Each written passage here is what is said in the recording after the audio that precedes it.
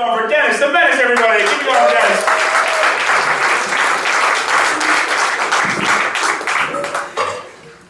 So everybody thinks I'm like a high school kid. I'm actually 30. I know I can't age. I'm like the Spanish Peter Pan. Any cougars out there that got pedophilia tendencies and don't want to go to jail, hit me up. I'm your guy. Everybody's always asking me, oh my God, like what's your secret? What's your diet? I'm like, weed and Hennessy. Girls used to think it was cute when I was in my early 20s and I looked a couple of years younger. But that shit ain't cute no more now I'm 30 looking like one of my ex-girlfriend's kids.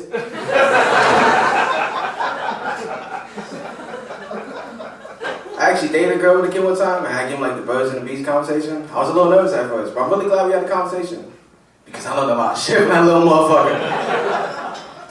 I actually was almost a dad one time. I used the protection, but like inflation's been kind of high lately, so, you know. And she recently had an abortion, and I'm pro-choice. I think it's a woman's right to do whatever she wants with her body. And I'm not just saying that because I'm trying to get laid. Okay, maybe a little. But like, she was like having second thoughts at first, and she was like, what if this kid comes out special? Like, what if he's like the next LeBron James? And I'm like, then that's not my kid.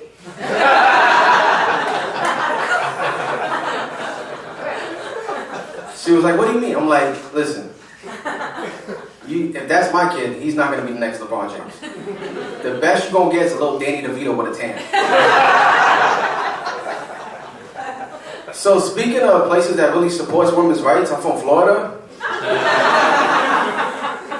I grew up in West Palm Beach, but went to college in Miami, so my neighborhood in Palm Beach kind of like this room. A lot of white people.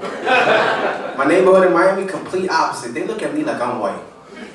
My neighbors in Palm Beach look at me like I'm El Chapo. My neighbors in Miami look at me like Zac Efron. So every time I go home to visit my parents, I don't like leaving the house because I'm not trying to get deported. My neighborhood is really racist. My friends call me Ricardo for like the first month of our friendship. I'm like, yo, my name is Dennis. I moved to New York and like, racism is over. I started this job, they've been calling me Jose for the past month.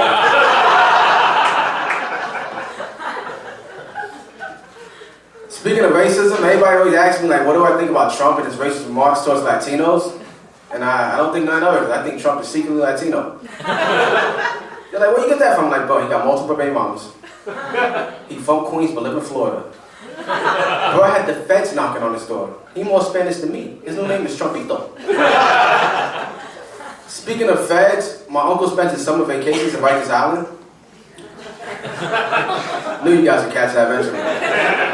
He just came home from jail, and I never knew he was in jail. He'd been in jail my whole life because they told me he was in college when I was a kid. Then I was like 15, I'm like, damn, this motherfucker must be going for like his PhD because he's been in there for a little minute. Speaking of college, I just graduated college. Thank you. I'm 30, got an associate's. You'd think I was going for my PhD. And the only thing I really learned about college was how messed up my family was. Like, this girl did a whole project on how the day her brother was born was the day she discovered what love was. And I was like, oh. The only thing my sister discovered when I was born was birth control. But family's really important to me, so like I've been spending a lot of time with my uncle since he's been out of jail. He's like, nephew, I don't like all this camera phone shit. I'm like, you don't like social media? He's like, nah, I just want to go back in the day you could kill somebody and get away with it.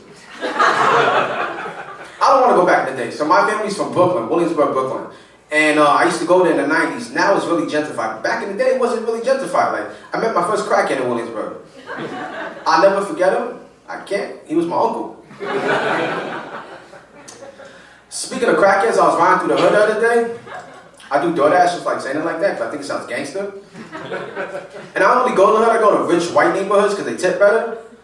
And, but they have like really weird demands. Like, so there's this neighborhood in Florida, it's like the Boondocks. And this guy was like, yo, I understand, like, can you just bring the food not to my house, but like to the guest house behind? And I don't like going to this neighborhood during the day because like, I'm not trying to get deported, like I said. And like one cul-de-sac is like a Trumpito rally. And I texted him back, he said that his girlfriend was scared of the dark. So I texted him back, I said, bro, I understand your girlfriend's scared of the dark, but bitch, so am I.